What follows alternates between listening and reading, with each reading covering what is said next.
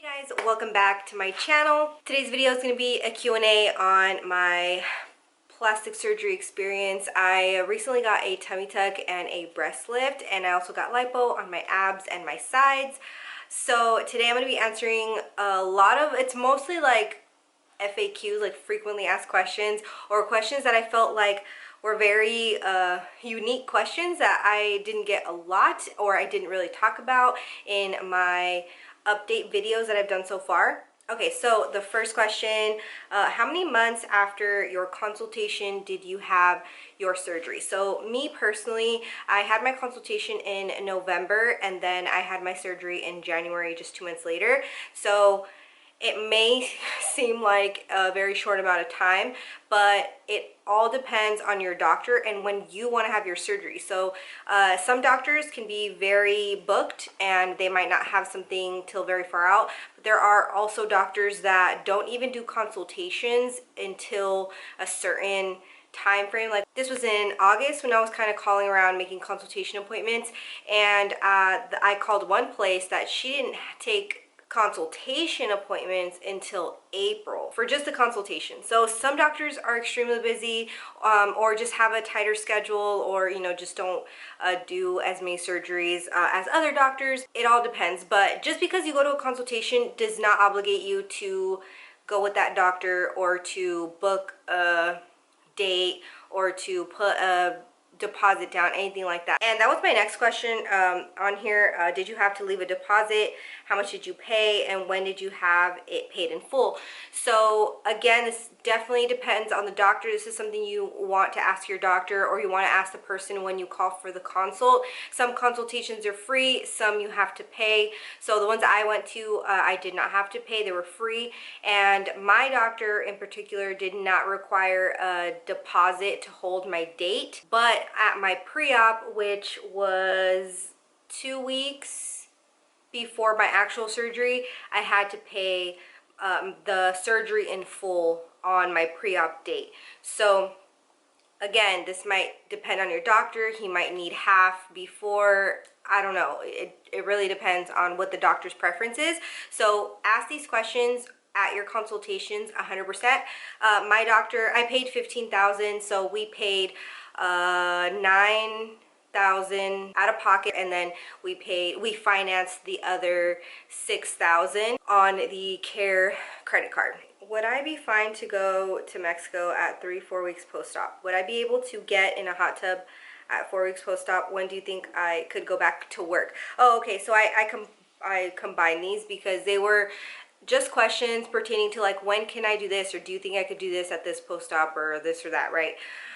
So if I didn't mention this already, I'm in this Facebook group with other moms, and they've had, or I mean, I don't think it's just moms, but it's like a mommy makeover group, and you just like go on there for information, support, etc. So I did like virtually meet 5 other women that were also having tummy tucks on the same day as me. 4 of them got breast augmentations, which is with the implant, and then me and another woman got just lifts. So we got on a like group messenger on Facebook, and we've just been talking and updating each other and everything. So I say that to bring up the fact that everybody's going to be different in their levels of pain, of their issues, as far as incisions, and just how sore you are, how long you need to take your pain meds, or how much help you have, how much time you're able to take off, like literally off, like off your feet. So it all really depends. Everybody's body's different. If you're younger, if you're older, if you have certain limitations already, it can affect you in different ways. So just personally, me, for example, I was standing upright by the end of the first week. Like, I want to say by the end of the first week, I was more upright than hunched over. Even when I was hunched over the first like 5 days, I was like barely hunched over. I was like barely like this. I wasn't like this. Like, I see girls that are like all the way like hunched over. So A couple of the girls in the 6 of us that I said we got the surgery on the same day, a couple of them were still very, very hunched like 2 weeks post-op. So that's very hard on your back. And, you know, as far as traveling goes, would I be fine to go to Mexico at 3-4 weeks post-op? And that just depends. Like, yeah, you'd probably be good, like the drive and, you know, if you're driving or flying, whatever. But what are you going to be doing in Mexico? You know, if you're going to go visit family, if you're going to be doing like very like low-key things, then yeah, you know, but if you're going to be going to, you know, go walk around a lot, go see the sights, go, you know, be doing a lot of up and down stuff, no, I would not suggest traveling at that time frame. But like I said, it's totally different. Some people are doing cargos at 3-4 weeks, I don't know, and they just heal super fast. Some people are not, and, you know, could still be hunched over at that time frame. So there's really no way to know if you're going to be ready for a certain activity. For hot tubs though, I do know that you definitely should not be getting in hot tubs, or I don't even think you should be getting in a bathtub until all your incisions are healed 100%. Bacteria, etc., not what you want at that point in time. Like, just imagine you're on the mend and like you have a couple of just like open, and you get in a hot tub and then you get in a bacterial infection. Like, that's not what you want. You know, it's not worth it. I'm sorry. I don't care what hot tub it is. No hot tub is worth that. And just because someone's incision closed up at like 2 weeks doesn't mean that yours is going to close up at 2 weeks, you know, kind of thing. I am 6 weeks today. Today, I am 6 weeks post-op, and I still have open parts on my incisions, you know, so there's just no way to know, you know. I would definitely take at least 6 weeks of not committing to like anything like that, because again, just depends on the person, and you don't want to waste your money. And I can speak from experience that at 3-4 weeks, I felt great. That's when I felt like very energetic, and I felt, you know, up for anything. I was walking really well. I was doing great, and I would do too much throughout the day, and then by the end of, not even the end of the day, it would be like 3 o'clock, and I'm like, oh my god, like I'm tired, I'm sore, my back hurts, my body hurts, like I need to sit down. And also being too active can cause other complications, you know, like your incision could rub a lot, you know, during the day if you're walking a lot. You know, certain things at that point in time are just too delicate to chance it, you know. So just be careful, and don't, yeah, like I said, don't commit to anything in those 6 weeks. But as far as when do you think I could go back to work, I definitely think if I had a job that was, you know, I didn't have to walk a lot or like move around a lot or lift anything, I would say like at the 3-week mark, 3-4 week mark is a good time. Even 2 weeks if you're working from home. I feel like if you're off the Percocet and you're working from home, I would definitely say like 2 weeks. So, but again, everybody's different. But I do suggest having a little more time than you think you're gonna need, than having like just enough time, if that makes sense, because you don't want to go back way too soon, you know. And if you have a few days that you're like, oh, I feel great, whatever, I could have gone back to work, but it's like you're still recovering. Even though you feel great, you're still recovering, you know. Okay, the next one, what's the best advice you got and ended up being so true through your recovery? Well, I guess definitely, like, everybody is different, everyone recovers differently, because I feel like just as humans, we like naturally compare ourselves, especially when we're struggling with something. So during surgeries and, you know, recoveries and everything, I feel like people tend to do that even more, because you're just trying to like find where the end of the tunnel is going to be. You're just looking for some ballpark answer that you're going to be like, okay, I just have to get to this point because that person got to that point and that's when they felt better. So I totally, obviously, like, watching my videos or watching other people's experiences helps, you know, and it's educational, and it gives you a little more comfort, you know, to know other people go through it, what they go through, right? But definitely just keep in mind, if it's not, you, like them, you know, if you're experiencing something different, you know, it's okay. You know, everyone's different. But besides that, I definitely want to stress to everyone out there that's going to get plastic surgery or is thinking about getting it, is you need to make sure you're doing it for yourself. Like, I know that sounds cheesy, or like you probably heard that before, but really, like, that you're doing this for yourself and yourself only. If you have anyone that you're comparing yourself to and you're thinking, oh, I'm gonna do this so I can look like that, or that I can be like that, or that I can get a girl or a man, or I can whatever, I can show, like, you don't want to do these things just so that you can show other people how you look, or like you can compare yourself to other people. Much less for someone you're in a relationship with.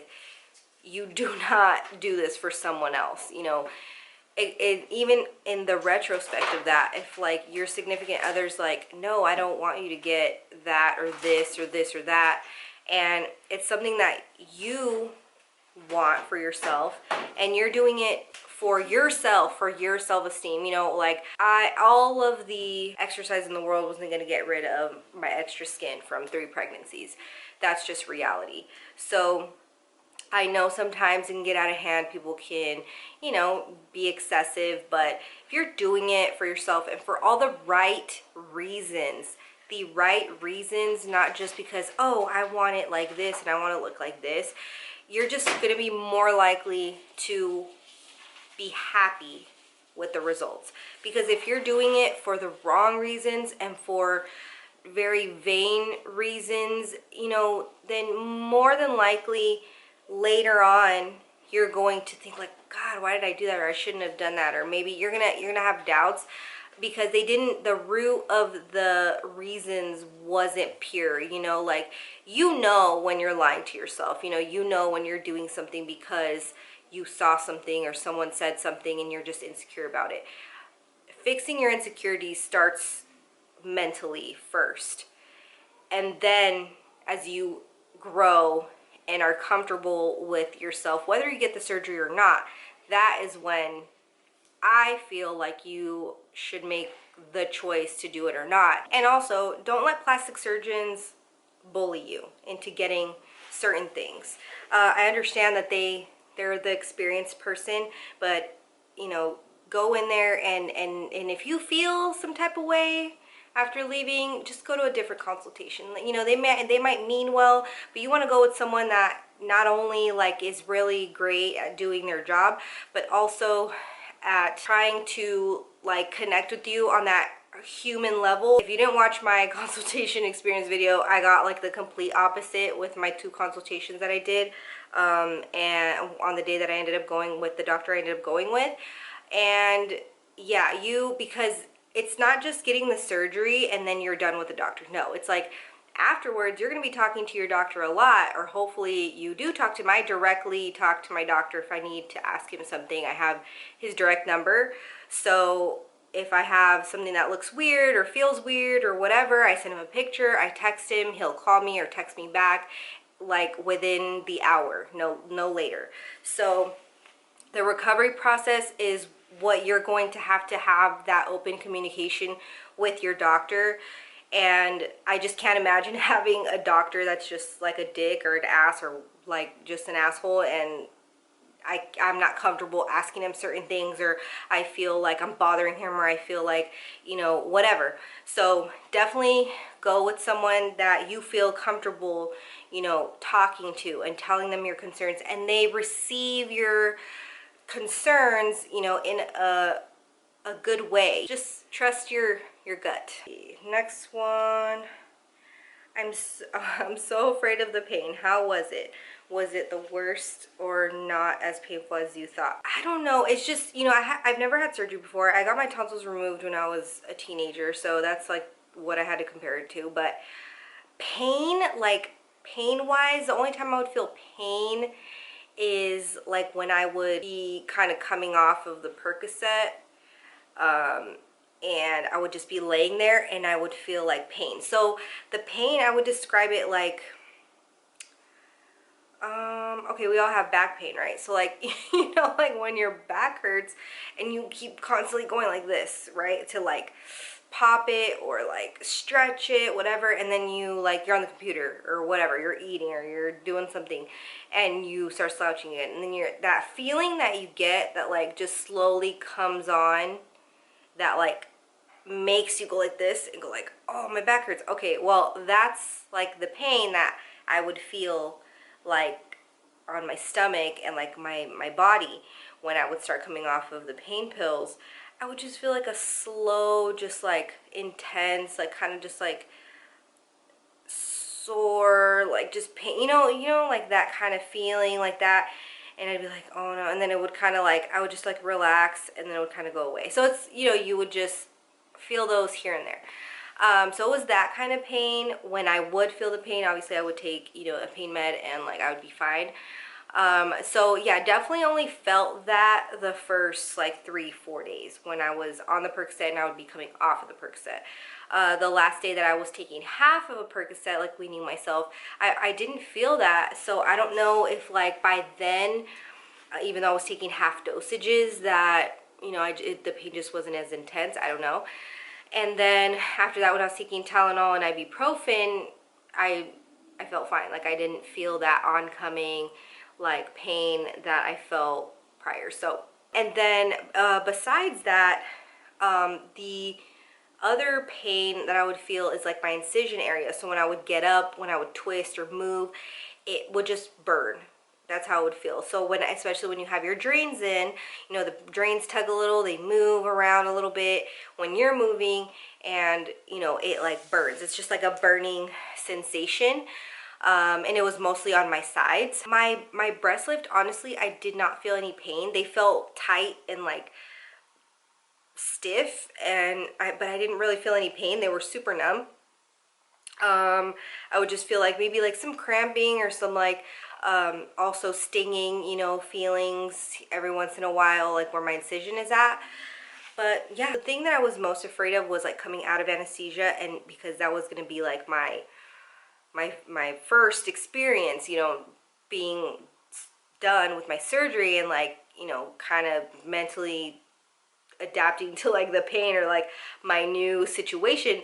So that was what I was most afraid of. But thinking back now, it's like I didn't even really feel any pain. I just felt like a little sore, but like I just felt really groggy and tired and sleepy, and that was it, like when I first came out. So yeah, definitely not like the worst. I mean, I feel like because I had a lot of help, you know, like RAMSES helped me get up, get down, sit down, do everything like the first like 3 days, that I didn't experience like the worst. So definitely you need help, or else you're gonna F yourself up. Like, so just make sure you have help for like a week at least.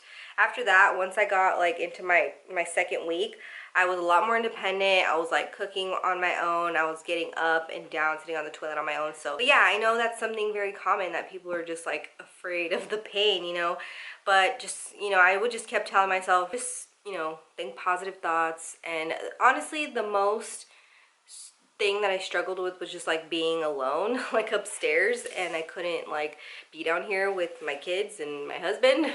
I think that was like one of the days I was just a little sad about it, and I was just feeling a little lonely. But I didn't have moments where I'm like, oh my god, this hurts so bad, like I can't believe I did this, like oh my god, like whatever. Like I never had those moments. Like it was just more like, oh that hurts, like oh, like that. It wasn't like, ah, like I can't stand the pain. Like I never had that moment, or moments like that. I'd say do it if you want to do it. It's not that bad. If you have help, you take your pain meds the first like 3 days, you wean yourself, and you're off of them by the time the week's over. I think that worked pretty well for me. I'd do it again. I don't know. Maybe I'm crazy. I don't know. Where are the progress photos? I'm here for the progress photos. Where are the before pictures? Where are the before and after pictures? Will you be posting them soon? I'm dying. Yes, I have posted like pictures with me with like clothes on and everything. But I'm going to share the before and after pictures, like, you know, just in my underwear and stuff, so you guys can see the full like before and after. I did show my incision scar in my 2-week update, you know, because I was talking about it and I wanted to show you guys, but it was just like the torso area. Like I didn't really show you like my whole body. So I will be sharing those in my next video, which is my 5 and 6 week update. I'm going to film that after this. I already have like all my notes ready so I can get that done too. But yeah, I wanted to wait until I was at this point. Obviously this is not my final form. That's what I keep saying, is not because of the swelling. It takes months, even up to a year, for the swelling to be completely gone, which is totally normal. Your body literally is traumatized. I understand that it's frustrating and that it's like, wow, I did the surgery and like, oh, I still have a pudge there. Oh, I still have like, you know, it's whatever, right? Whatever you feel when you're frustrated with the swelling, right? But remember that, I remember that's like, this is better than what I was working with before. So I'm fine. If I have to deal with 6 months of swelling, like, that's fine. I feel way better than I did a year ago, 2 months ago, about myself. You know, like, I feel relieved. I feel lighter. I just feel just overall in a better place. I just feel, I don't feel so defeated. Especially, I feel like I'll feel a lot better once I start working out and I start getting those endorphins back and I start stretching my body. I'm just like not used to not stretching or moving. It's been hard this past like week or so, that I've felt amazing, like back to myself. So I'm looking forward to that. I do have my doctor's appointment tomorrow for my 6-week post-op, so we'll see what he says. I still have incision areas that are open, so I anticipate he's gonna tell me like to wait still until those close up. But it's okay. It's okay. Just think about it this way, because let's say I did start working out. It's like I could get those areas infected. I get an infection. It could spread. I can prolong my recovery even more. So it's like, just do everything right. Take care of yourself. You know, you paid a lot of money for what you're taking care of now, you know, so, and it's your life, it's your body, it's your one body that you have, you know, like for me personally, I'm not trying to go back under for anything. So yeah, I will be posting the before and after photos in my next video. You are healing so well. What do you think helped you the most? Honestly, my husband, he helped me the most. He would change my dressings every day and clean it every day, and honestly, I just can't imagine doing this without him. He helped me a ton, but for sure I feel like taking my plastic surgeon's, my doctor's advice on having a good balance between being active and like resting, especially after you get off of the Percocet and you're in the pain meds and you're ready to walk around and, you know, do stuff. Because on the pain medications, I don't know how people can walk around. Like, I just would feel, I felt very woozy and just sleepy. I slept a lot the first like 3-4 days, so after that I definitely felt way better. I could get up, I could walk around, you know, more and stuff. So definitely having a good balance of, you know, getting up and down. Also changing my dressings and keeping my wound clean and stuff.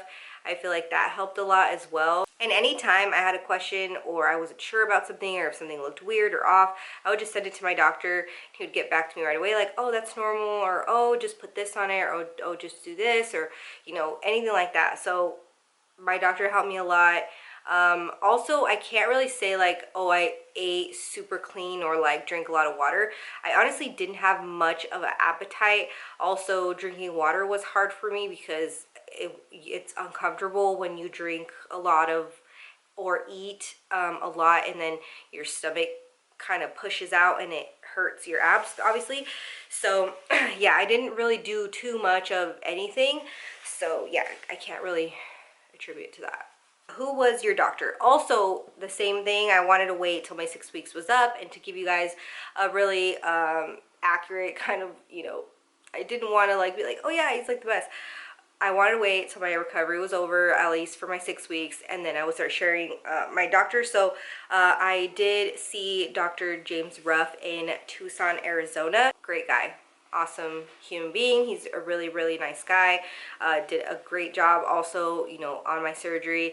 Made me feel comfortable, relaxed. He answers every question with detail. He makes you just feel like you're in good hands. So definitely recommend him, and I'll put his information down below. Did you get the post-op massages? Worth it? Just seems pricey. So I live in a smaller area. It's like between Phoenix and Tucson, so we don't have like a ton of honestly, I don't know. I'm just assuming there's not a lot. I did get referred to one. She took a while to kind of get back to me, and then once she wanted me to choose like a date and stuff, I just kind of was like not feeling it anymore to spend the money on that. So I did a little bit of research, and I actually found tons of videos just kind of showing you how to do those lymphatic massages. So I did mention in my last video about me doing those massages. I did have someone ask if I could show you guys how to do it. So what I would do for my sides, because when you get lipo, you can feel like your skin will feel tough. Like it won't feel like soft, like you'll feel like it's a little firm. So I felt that on the sides here of my side boob, because I got lipo from here down to my hip area. So I would just get bio oil, and I would just put it on this side of my hand, and I would just push backwards. I would just push backwards like this, and I would just like count to 10, like do 10 on this side, do 10 on this side, you know, do 10 on this side, like, you know, until, you know, you're done. I would say like a good like 15 minutes. As far as for down here, so my incision goes like this, and then it goes like this, and then it goes down. So above the incision here is where, look, if I stand to the side, you can see how all this is swollen. So like all this is where my incision is. So I'm wearing like Spanx, so it's like flatter up here, and then it's like a little swollen down here. So I would just do the same thing, get oil, and then I would just like go like this and just massage down. My doctor did also tell me to do this, massage down like this, and then down like this. So like next to your abs, on the sides and in the middle, and then I would just do above my incision from like my hips all the way down. And again, this is when I was already, I think I was like 2.5 weeks I started doing it, but at that time I was barely applying any pressure. You can even go like this, like with your fingers, instead of like massaging.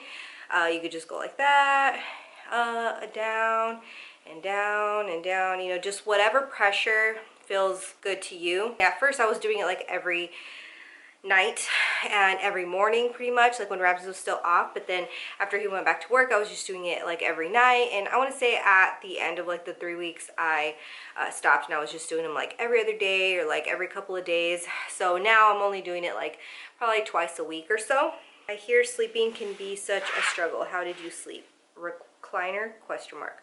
I did not sleep in a recliner. I slept in a Chase lounger. So it's like a couch, like a one-person couch, I would say. I just would have a wedge, like a pillow wedge.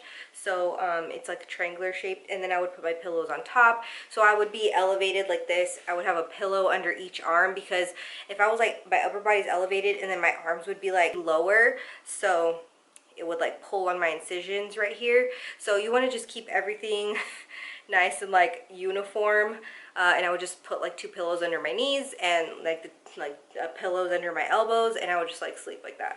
I usually sleep on my back, or I sleep on my side. I'm not really a stomach sleeper, so that wasn't an issue for me. Now that I'm in the bed, I'm still, you know, obviously a little sensitive. I still have the incisions and stuff. So when I sleep in the bed, Mavis sleeps in the bed with us, and I just put a pillow. I have like just a square pillow, and I put that like on my like stomach, like boob area, mostly like my stomach, and that way, you know, if she like rolls or kicks or does whatever, like I have some padding there. And she's not too crazy, it's just, you know, for precaution, you know, kind of thing. I have 4 kids and my youngest isn't 2 yet. Should I wait, or how was your experience with your baby? Definitely, if you have help for 2 weeks, I feel like you should be okay. But again, this just goes back to what I said in the beginning, that everybody's different, and I would love to just say like, yeah, it's gonna work out the same as me, but you know, it might not.